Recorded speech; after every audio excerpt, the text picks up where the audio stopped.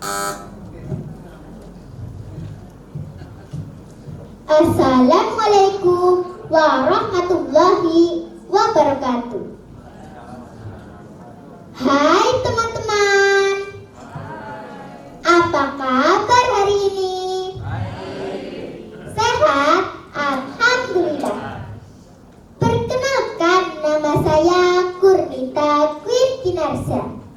Saya akan membawakan cerita yang berjudul Nyi Bloro Putri Jelita dari Segara Kidul. Cerita ini saya baca dari perpustakaan sekolah Kumpulan Cerita Rakyat Jawa Tengah Kabupaten Cilacap.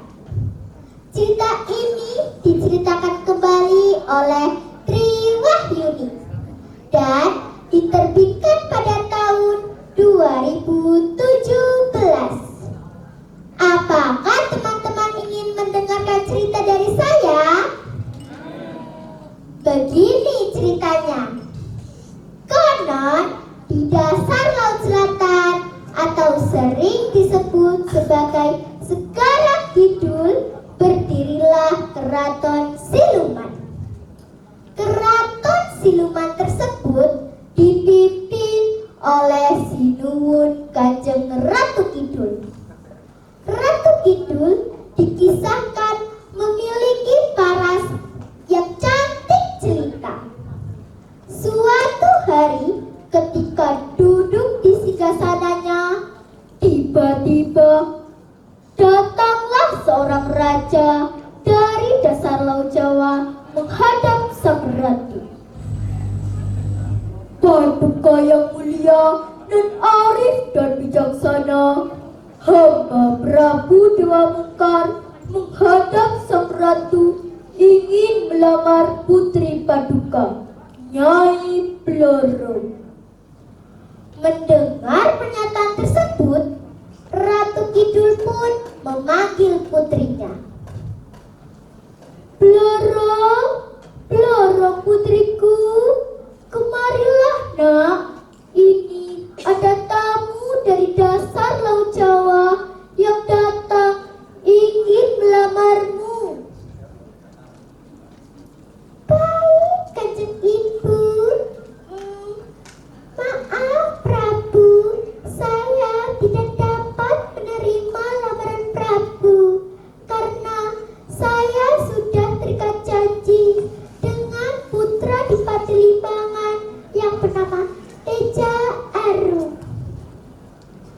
Nyi Bloro yang cantik jelita, yang namanya Suka, bukan berarti Nyai sudah menjadi istri laki-laki itu. Nyai masih dalam keadaan bebas. Masih ada kesempatan bagi saya untuk memiliki adinda. Maaf Prabu, bagi saya janji ini telah terpatri dalam untuk Kakang Teja Arum. Prabu Dewa Mungkar sangatlah kecewa dengan kenyataan itu. Dengan geram, Prabu Dewa Mungkar ingin mencari Teja Arum dan hendak menangkapnya. Singkat cerita, Prabu Dewa Mungkar berhasil menangkap Teja Arum. Ia kembali ke selatan untuk menemui Nyai Bloro. Nyi Bloro yang cantik jelita, sekarang terimalah lamaranku karena Teja Arum sudah menjadi jasad. Aku tidak percaya. Mana jasad Teja Arum? Baik, kalau itu yang Adinda inginkan, akan kubawa jasad Teja Arum ke hadapanku. Di sisi lain, kabar duka pun telah sampai ke keluarganya ataupun abdinya yang bernama Ki Cekruk Truna.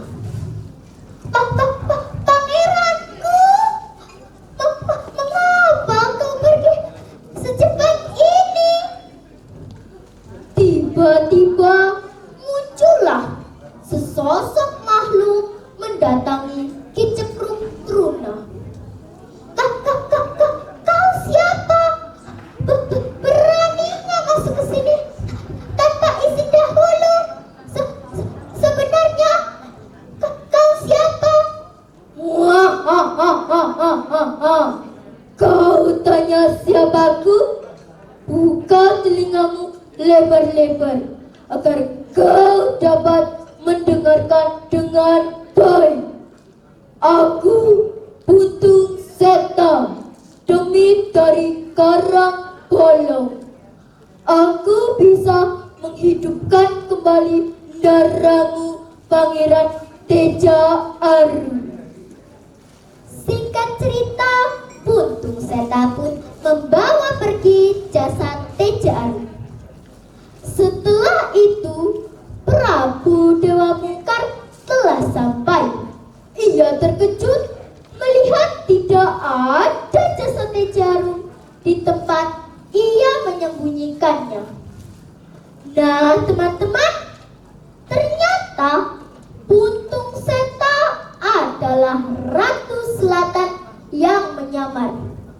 Ia berhasil menghidupkan kembali Pangeran Teja Aru, yang membuat Nyai Blorong bersuka cita.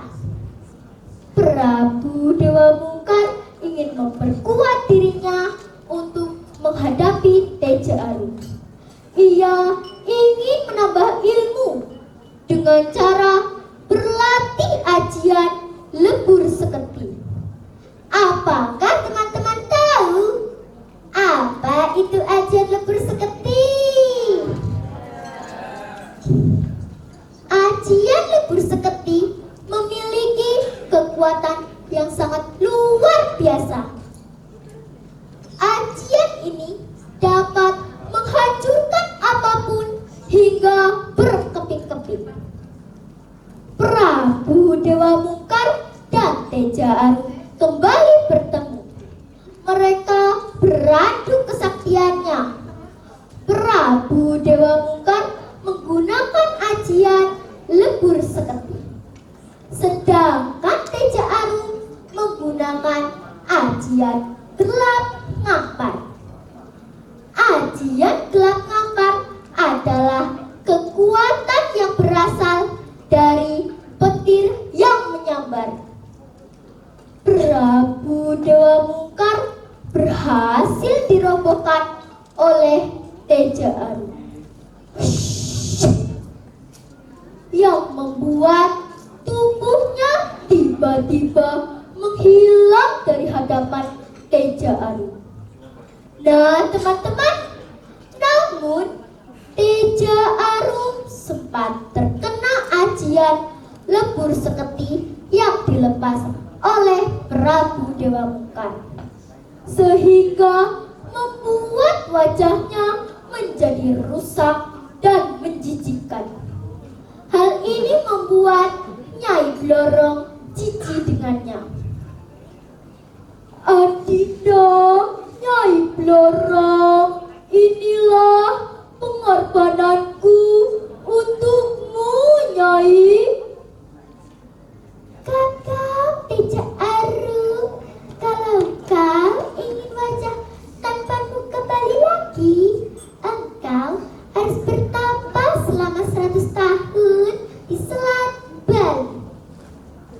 Hal itu dimaknai oleh Teja Aru sebagai penolakan Nyi Blorong. Teja Aru melangkah pergi meninggalkan Nyai Blorong. Nah, teman-teman, tiba-tiba tubuh Nyai Blorong menjadi bersisik seperti seekor ular. Itulah akibat Nyai Blorong telah menyakiti hati Teja Aru. Sampai sekarang Nyai Blorong dikenal sebagai Dewi Ular. Demikianlah cerita Nyi Blorong Putri Jelita dari Segara Kidul. Nah, teman-teman, pesan moral dari cerita ini adalah jangan suka mengingkari janji dan jangan menilai seseorang dari fisiknya. Lihatlah ketulusan hatinya. Mari sayangi teman-teman kita tanpa melihat perbedaan. Nah, teman-teman, saya ada satu pantun nih untuk kalian semua.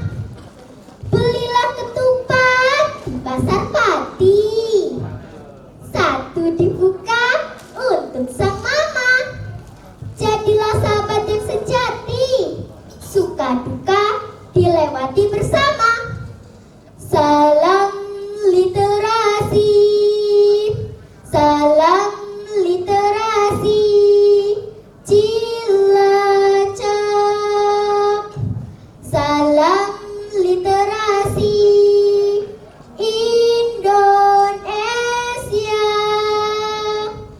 Wassalamualaikum warahmatullahi wabarakatuh.